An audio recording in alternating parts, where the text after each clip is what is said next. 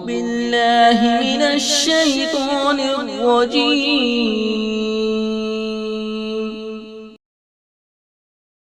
بسم الله الرحمن الرحيم.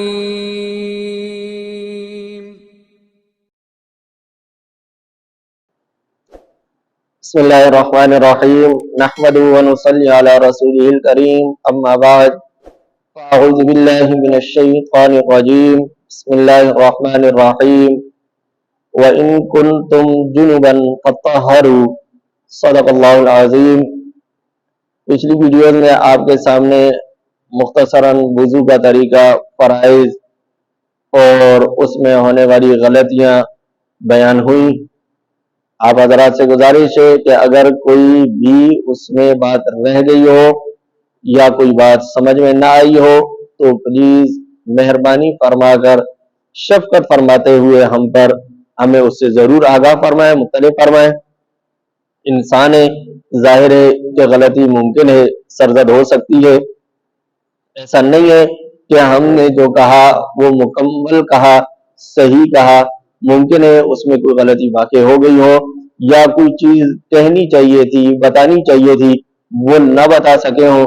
تو اگر کوئی ایسی بات آپ حضرات کے سامنے آئے تو شفقت فرماتے ہوئے، چھوٹا بھائی سمجھتے ہوئے آپ ضرور ہمیں اس سے آگاہ فرماتے رہا کریں تاکہ ہم اگلی ویڈیو میں اس کی اصلاح کریں اور ہمارے لیے جو ہمارا مقصد ہے اصل کہ صدقہ جاریہ ہو اور ہماری اس ویڈیو کے ذریعے مسلمان اپنی عبادات کو صحیح کرنے والے ہو جائیں اور صحیح طریقے سے ہماری نماز اور وضو غسل وغیرہ ہو جائے.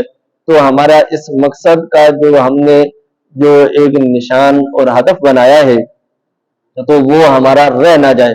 اس لیے بھائیوں سے، بہنوں سے خصوصی درخواست ہے کہ جو بھی ہمارے مسلمان بھائی اس کو سن رہے ہوں، دیکھ رہے ہوں، تو اگر کوئی ایسی بات ان کے سامنے آئے تو پلیز وہ ہمیں کمنٹ میں ضرور اس سے آگاہ اور مطلع فرما دیا کریں. بہرحال آپ حضرات کے سامنے قرآن پاک کی آیت کا مختصر سا حصہ تلاوت کیا ہے. اللہ رب العزت نے فرمایا وَإِن كُنتُمْ جُنُبًا فَطَّهَّرُوا، اور اگر تم ناپاک ہو تو فَطَّهَّرُوا، اپنی اچھی طرح پاکی کرو، یعنی اچھی طرح اپنے آپ کو پاک کرو. جیسا کہ ہم نے پچھلی ویڈیوز میں آپ کے سامنے انسان کے جسم سے نکلنے والے موادات بیان کیے تھے کہ انسان کے جسم سے یہ چیزیں خارج ہوتی ہیں، تو اس میں کچھ چیزیں ایسی تھیں کہ جن سے کچھ بھی لازم نہیں ہوتا، یعنی کہ نہ اس سے حدث اکبر لازم ہوتی ہے نہ حدث اصغر لازم ہوتی ہے. یعنی جیسے کہ منہ سے تھوک کا نکلنا، آنکھوں سے آنسوؤں کا نکلنا. تو اس طرح کچھ چیزیں ایسی ہیں کہ جن کے نکلنے سے حدث اصغر لازم ہوتی ہے، یعنی کہ ان سے وضو ٹوٹ جاتا ہے، وضو کرنا دوبارہ لازم اور ضروری ہوتا ہے.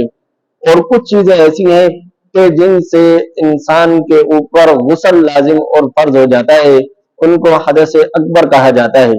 یاد رکھیں، حدث اکبر سب سے پہلا جماع ہے، ہم بستری ہے، یعنی میاں بیوی کا آپس میں ہم بستری کرنا، اس سے غسل لازم اور فرض ہو جاتا ہے. رہا یہ سوال، یہ بات کہ کس مقام سے ہم بستری کی جائے، جماع کیا جائے تو غسل ہوگا. تو یاد رکھیں کہ جماع اور ہم بستری کا جب کہا جاتا ہے تو اگلے مقام کا اگلے مقام میں داخل ہونا ہے. پچھلے مقام میں داخل کرنا یہ گناہ ہے، گناہ کبیرہ ہے. لیکن بہرحال اس سے بھی فاعل اور مفعول دونوں پر غسل لازم اور فرض ہو جاتا ہے، دونوں کا غسل ٹوٹ جاتا ہے چاہے وہ کسی بھی طور پر کریں. تو بہرحال ایک چیز تو جماع کرنا ہے کہ اس سے غسل لازم اور فرض ہو جاتا ہے. دوسری قسم احتلام ہے کہ احتلام سے غسل لازم ہو جاتا ہے. احتلام کیسے کہتے ہیں؟ احتلام کہتے ہیں کہ نیند میں انسان کسی کے ساتھ، یعنی لڑکا ہے تو وہ لڑکی کے ساتھ، لڑکی ہے تو وہ لڑکے کے ساتھ اپنے آپ کو جماع کرتے ہوئے پائے اور شہوت ہو، اور پھر جب وہ اٹھے تو اپنے کپڑوں پر یا بدن پر تری محسوس کرے اور کوئی نہ کوئی نشان پائے تو اس کو احتلام کہتے ہیں. اور اگر ایسا ہو کہ اس نے دیکھا لیکن جب اٹھا تو اپنے بدن پر یا کپڑوں پر کوئی ایسی تری نہیں، کوئی ایسا نشان نہیں، کچھ بھی نہیں ہے، سوکھا ہوا ہے، صاف ستھرا ہے، تو بھی جماع کا حکم، احتلام کا حکم نہیں لگے گا، یعنی کہ اس پر غسل لازم اور ضروری نہیں ہوگا۔ لیکن اگر اس نے خواب نہیں دیکھا لیکن اٹھا تو اپنے بدن پہ دیکھا کہ منی لگی ہوئی ہے، یا کپڑوں اور بستر کو دیکھا کہ اس میں داغ دھبا موجود ہے، تو اگر وہ داغ دھبا پیشاب کا ہے تو پھر تو پیشاب مانا جائے گا، لیکن اگر وہ منی کا ہے تو پھر اس پر غسل لازم اور ضروری ہوگا۔ اور یہ کہا جائے گا کہ ممکن ہے اس نے خواب دیکھا ہو لیکن بھول گیا ہو یا یاد نہ رہا ہو، اور اس صورت میں اس پر غسل لازم اور ضروری ہو جائے گا۔ بہرحال یاد رکھیں کہ احتلام یہ مردوں کو بھی ہوتا ہے، عورتوں کو بھی ہوتا ہے۔ کچھ لوگ یہ سمجھتے ہیں کہ صرف مردوں کو ہوتا ہے، عورتوں کو نہیں ہوتا۔ نہیں، ایسی کوئی بات نہیں، عورتوں کو بھی احتلام ہوا کرتا ہے، مردوں کو بھی ہوا کرتا ہے۔ تو جس کو بھی احتلام ہوگا اس پر غسل لازم اور واجب ہو جائے گا، اس کو اپنے آپ کو پاک کرنا ضروری ہوگا۔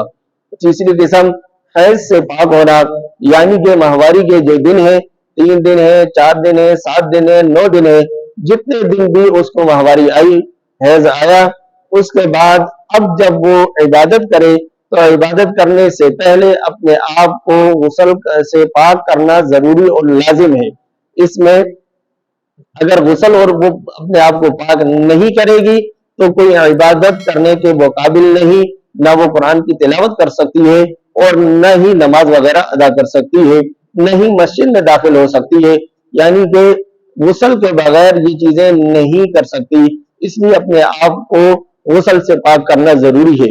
اسی طرح وہ عورت جو نفاس سے پاک ہو، یعنی بچہ پیدا ہونے کے بعد جو خون آتا ہے، جب وہ آنا بند ہو جائے، چاہے وہ 20 دن میں ہو، 18 دن میں ہو، یا 4-5 دن میں ہو، یا 40 دن میں ہو، جتنے دن بھی آنا تھا وہ آیا، اس کے بعد اب جب وہ بند ہو گیا تو اس کے بعد اس عورت کو اپنے آپ کو غسل کے ذریعے پاک کرنا ضروری ہے اپنی عبادات کو ادا کرنے کے لیے۔ ہاں، اتنی بات اور ہے کہ اگر کوئی عورت ایسی ہے کہ اس کے ایام ماہواری پورے ہو گئے، یعنی کہ اس کو 6 دن آتا تھا، 6 دن پورے ہو گئے، 7واں دن شروع ہو گیا، خون آنا بند ہو گیا، ابھی اس نے غسل نہیں کیا، لیکن شوہر ہم بستری کرنا چاہتا ہے تو وہ اس سے ہم بستری کر سکتا ہے۔ اس کے لیے کوئی ضروری نہیں ہے غسل کرنا، لیکن دیگر عبادات کے لیے غسل کرنا ضروری اور فرض ہوگا، اور اس کے بغیر وہ عبادات ادا نہیں کر سکے گی۔ اسی طرح یاد رکھیں کہ جو بھی ناپاک ہے وہ ناپاک اپنے آپ کو جتنا ممکن ہو اتنا جلدی اپنے آپ کو پاک کر لے۔ اگر انسان حالت ناپاکی میں رہے، حضور علیہ الصلوۃ والسلام کی حدیث ہے جس کا مفہوم ہے، آپ علیہ الصلوۃ والسلام نے فرمایا کہ اس گھر میں فرشتے، رحمت کے فرشتے داخل نہیں ہوتے جس گھر میں کتا ہو یا تصویر ہو یا ناپاک ہو، جنوبی ہو۔ تو ناپاک وہ کسی بھی صورت میں ہو، چاہے وہ احتلام کی وجہ سے ہوا ہو یا حیض و نفاس کی وجہ سے ہوا ہو یا اس کی جماع کی ہم بستری کی وجہ سے ہوا ہو، تو بہرحال جتنا جلدی ممکن ہو اپنے آپ کو پاک کر لینا ضروری ہے۔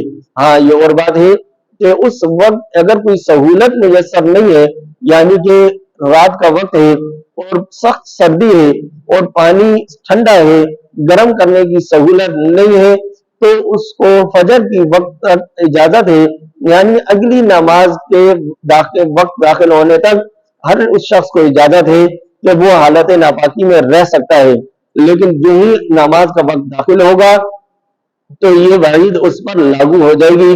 اس لیے ہمیں اپنے آپ کو ہر حال میں پاک اور صاف رکھنا چاہیے۔ نہ معلوم کہ کب زندگی کی آخری سانس اور آخری لمحہ ہو اور ہم اس حال میں دنیا سے جائیں ہم ناپاک ہوں۔ تو اس لیے اپنے آپ کو حتی الامکان کوشش کرنا چاہیے کہ جو ہی ناپاک ہو فوراً پاک کر لینا چاہیے۔ ہاں، وہ عورتیں جو حیض کی وجہ سے ناپاک ہیں وہ مجبوری ہے، لیکن جو ہی حیض ختم ہو جائے یا نفاس ختم ہو جائے تو ان کو فوراً اپنے آپ کو پاک کر لینا چاہیے، کہیں ایسا نہ ہو کہ ہم اس وعید کے مرتکب ہو جائیں اور ہمارے گھروں سے رحمت کے فرشتے چلے جائیں۔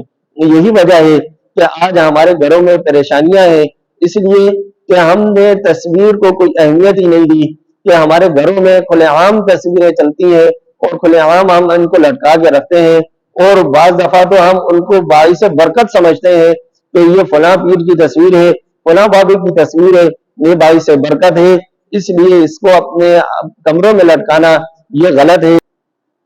اپنے آپ کو ان تمام چیزوں سے بچانا چاہیے۔ کوئی بابا، کوئی تصویر رحمت ہو ہی نہیں سکتی، بلکہ یہ برکت اور رحمت کے دور کرنے کا ذریعہ اور سبب ہے۔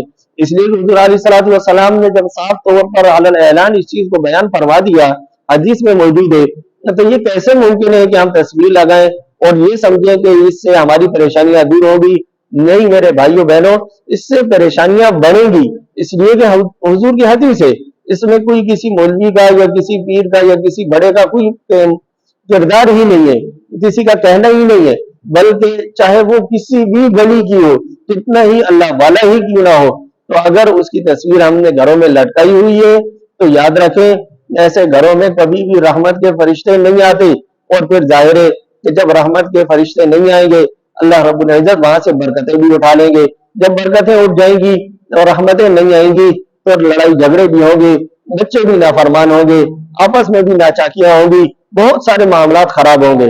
اس لیے ہمیں ان ساری چیزوں کو چھوڑ کر ایک اللہ کے در پر جھکنا چاہیے، اس سے مانگنا چاہیے، تاکہ ہماری جتنی بھی کمیاں کوتاہیاں ہیں اللہ رب العزت معاف فرمائے اور ہمارے لیے کار خیر اور باعث برکت ہو، اور ہمارے لیے جو اللہ رب العزت نے روزی متعین کی ہے اس میں بھی برکت ہو اور سہولت ہو۔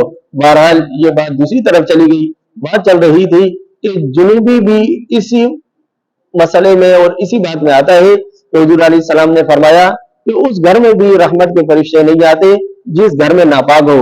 تو اس لیے ہمیں اپنے آپ کو ہر طرح ممکن کوشش کرنی چاہیے کہ ہم اپنے آپ کو ہر وقت پاک اور صاف رکھیں، بلکہ ہر وقت باوضو رہیں، اس لیے کہ اگر باوضو رہیں گے اس حالت میں موت آئے گی تو شہادت کی موت شمار ہوتی ہے۔ چاہے جائے کہ ہم باوضو ہونے کے بجائے ہم اپنے آپ کو ناپاک دنیا سے ہم چلے جائیں اور اپنے آپ کو ناپاک رکھے ہوئے ہوں تو یہ بہت غلط بات ہے۔ تو اس لیے ہمیں ان تمام چیزوں کو سمجھنا چاہیے کہ شریعت ہمیں کیا سکھاتی ہے، شریعت ہمیں کس طرح متوجہ کرتی ہے اور ہم کہاں جا رہے ہیں۔ اللہ رب العزت ہمیں ان پر عمل کی توفیق عطا فرمائے۔ وما علینا الا البلاغ۔